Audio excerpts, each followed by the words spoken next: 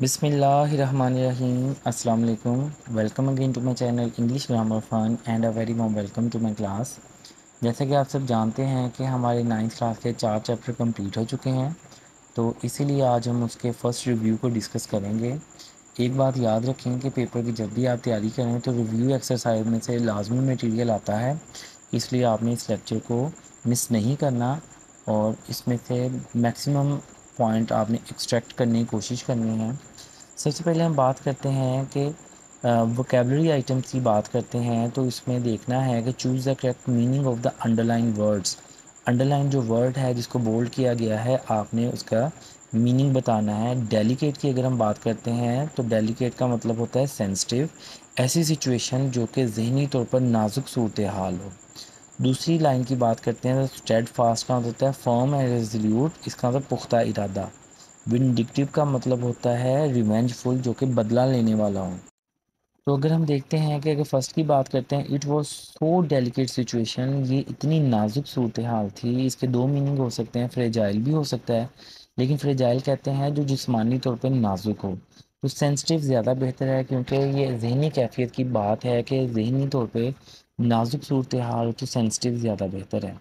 Second sentence में देखते हैं, शी रिमेन स्टेड फास्ट, आप साबित कदम रहीं, तो फर्म एंड रेजोल्यूट सबसे बेहतर ऑप्शन है। थर्ड की बात करते हैं तो विंडिक्टिव का मतलब होता है रिवेंजफुल, बदला लेने वाला, इंतकामी। फोर्थ की बात करते हैं तो एस्टोनिश का मतलब होता है हैरान होना, तो सरप्राइज डी ऑप्शन सबसे बेहतर है। फिफ्थ मेरे ख्याल में पेपर में आने वाला है, गियर्ड अप का मतलब होता है तैयार होना, तो रेडी सबसे बेहतर ऑप्शन है। सिक्स की बात करते हैं, इलोक्वेंस का मतलब होता है गुफ्तगू में महारत, फ्लुएंसी होगा। सेवन्थ की बात करते हैं तो डिवोशन का मतलब होता है वफादारी, तो ए ऑप्शन लॉयल्टी जो है ये सबसे बेहतर इसका ऑप्शन है। तो पेपर में सिनोनिम्स आते हैं, तो इसलिए इनमें से लाजमी कोई ना कोई रिपीट होता है, आप इनको अच्छे से याद रखें और आगे इंशाल्लाह ग्रामर के बाकी पॉइंट्स डिस्कस करते हैं। पेपर में जैसे ग्रामर में ये आ सकता है कि वैल्यूअर जो है ये अकॉर्डिंग टू नाउन कौन सी टाइप है, तो वैल्यूअर जो है ये एब्स्ट्रैक्ट नाउन है, इसको हम छू नहीं सकते, तो सी ऑप्शन राइट आंसर है। सेकंड की बात करते हैं तो सम जो है ये प्रोनाउन की टाइप पूछी गई है, तो बी ऑप्शन इंडेफिनिट प्रोनाउन है। थर्ड है my mother will be anxious, B option होना चाहिए। ये एडजेक्टिव के बारे में बताया जा रहा है कि जब मुझे देर हो जाए, if I get home late, अगर मैं घर देर से आऊँ तो मेरी वालदा परेशान हो जाती हैं, तो यहाँ पे राइट एडजेक्टिव का इस्तेमाल करना है, जो कि बी ऑप्शन है एंक्शस, तो ये सबसे बेहतर ऑप्शन है। पेपर में मिक्स ग्रामर के बारे में 5 नंबर के सवाल आते हैं, हर हर एक का 1 नंबर होता है, तो इसके बारे में मैंने प्रीवियस लेक्चर्स दिए हैं, प्ले लिस्ट में आप देख सकते हैं। अगर हम बात करते हैं यहाँ यहाँ प्रपोजिशन की बात है फोर्थ की, Saqib is living on Friday at noon, तो यहाँ पे ऑन फ्राइडे जो है ये बेस्ट ऑप्शन है। We are studying dash English, तो इंग्लिश क्योंकि सब्जेक्ट है, तो यहाँ पे कोई भी आर्टिकल मुनासिब नहीं है।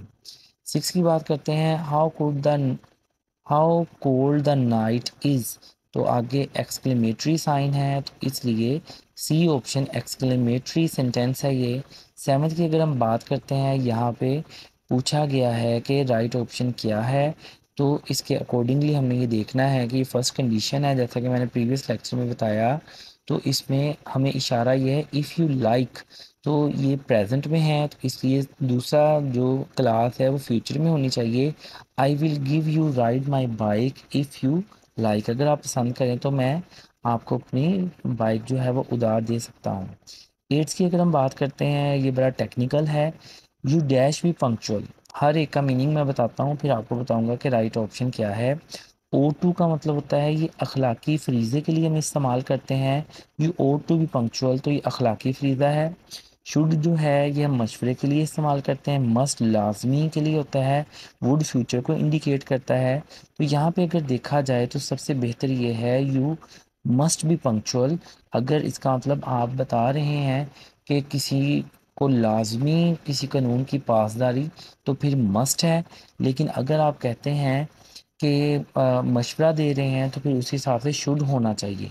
तो पेपर में इस तरह से वो दो कंफ्यूजिंग आपको ऑप्शंस नहीं देगा, दोनों में से कोई एक देगा। तो शुड भी ठीक है, मस्ट भी ठीक है। शुड मशवरे के लिए है, मस्ट जो है ये ओब्लिगेशन के लिए है। नाइन्थ की अगर हम बात करते हैं, द बॉय लाफ्स लाउडली, तो लाफ्स को अंडरलाइन किया गया है, बताना ये वर्ब की कौन सी टाइप है। यहाँ उसने दो ऑप्शन दिए हैं जो कि दोनों ठीक हैं। लाफ्स जो है यहाँ पे हम देखते हैं ये इंट्रांजिटिव वर्ब भी है, यानी इसमें ऑब्जेक्ट रिक्वायर्ड नहीं है, और साथ ही साथ हम ये देखते हैं कि ये रेगुलर वर्ब भी है क्योंकि इसकी सेकंड और थर्ड फॉर्म सेम पैटर्न पे है। इसी तरह पेपर में वो एक ऑप्शन देगा, अगर दोनों देगा आप जिसको भी टिक करेंगे तो आपको उसका एज मिलेगा। टेंथ की अगर हम बात करते हैं तो यहाँ पे ओपन द विंडो जो है इसका पैसिव वॉइस बनाना रिक्वायर्ड है, तो ये इम्पेरेटिव सेंटेंस है। इसमें सबसे पहले लेट का इस्तेमाल होना चाहिए और उसके बाद विंडो होना चाहिए, let the window be open, तो सी ऑप्शन जो है वो सबसे बेहतर ऑप्शन है। मेरे चैनल के साथ ट्यून रहें ताकि रोज़मर्रा ज़िंदगी में इस्तेमाल होने वाली इंग्लिश वोकेबलरी, प्रोनाउंसिएशन और ग्रामर आइटम आपको सिखाई जा सके। अल्लाह हाफिज़।